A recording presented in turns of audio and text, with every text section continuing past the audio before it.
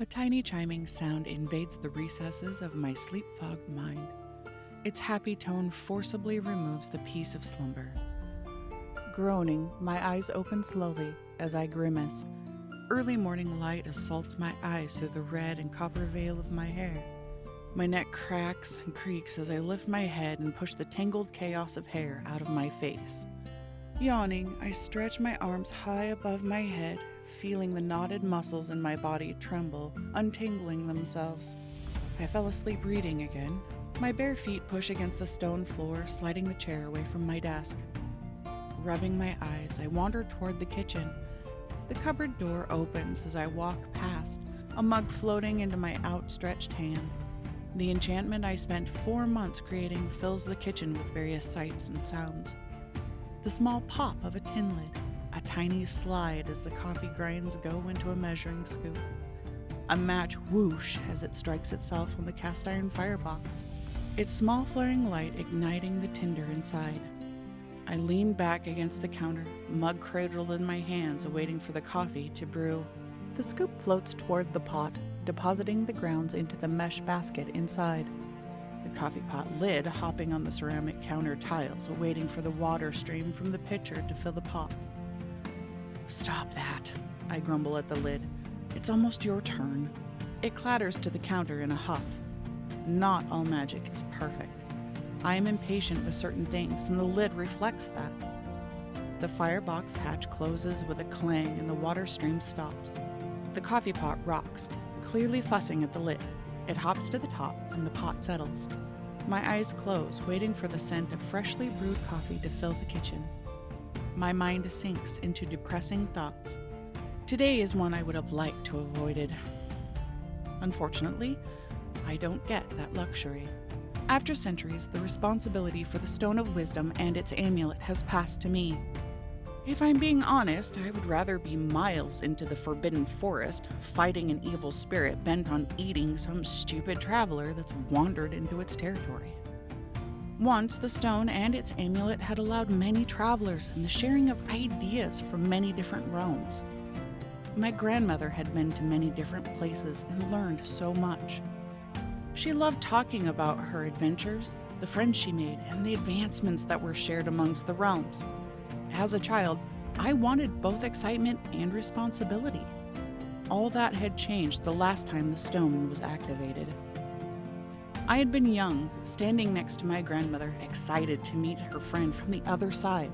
Grandmother had spoken the enchantment. The amulet floated over the stone, and the gateway activated from our side.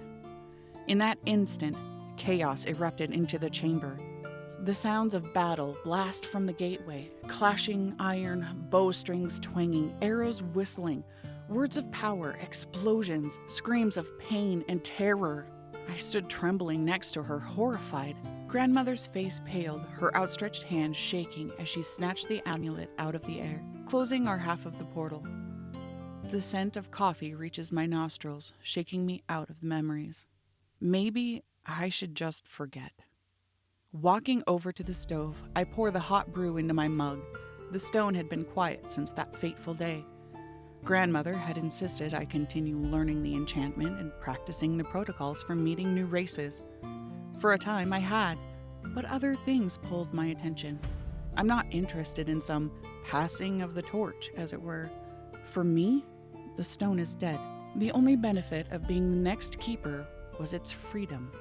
Sipping on my coffee, I lazily wander out into the living room, curling up in the window seat. I just have to spend a bit of time checking on the stone. Then it's whatever I like, I murmur to myself. You may not like it, but you don't need to make it so dramatic. No one had thought to replace grandmother with anyone except me.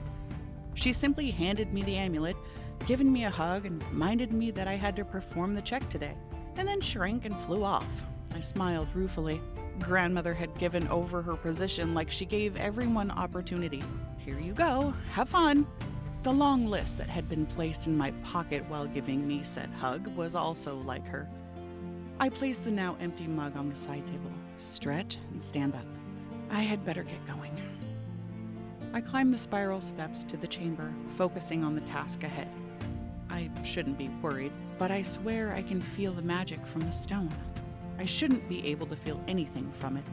Unused magic over time does only two things. It's absorbed back into the land, or it goes dormant because it has too much to release. It's probably just my nerves, I whisper to myself, even as I start hurrying up the steps. The higher I climb, the more anxious I become. The tingling along my skin and the heat coming from the amulet around my neck confirms my suspicions. Something has changed with the stone. I thought its magic had been absorbed, but I was wrong. The stone had merely gone dormant, and now, for some reason, it was reawakening. Oh, no. I open my wings and fly toward the chamber. I have no idea why this is happening, but I must get there quickly. Reawakening magic can be devastating, even lethal. Great start to a first day, I groaned.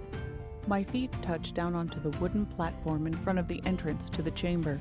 Magic here makes the air heavy, like walking into deep water. I begin uttering containment spells, willing the magic back towards the stone. The stone resists, forcing me to focus, speaking the enchantments again. Listen, you've got to stop. This isn't the time for this. You can't just wake up and act like this, I growl. To my surprise, the stone's magic dissipates.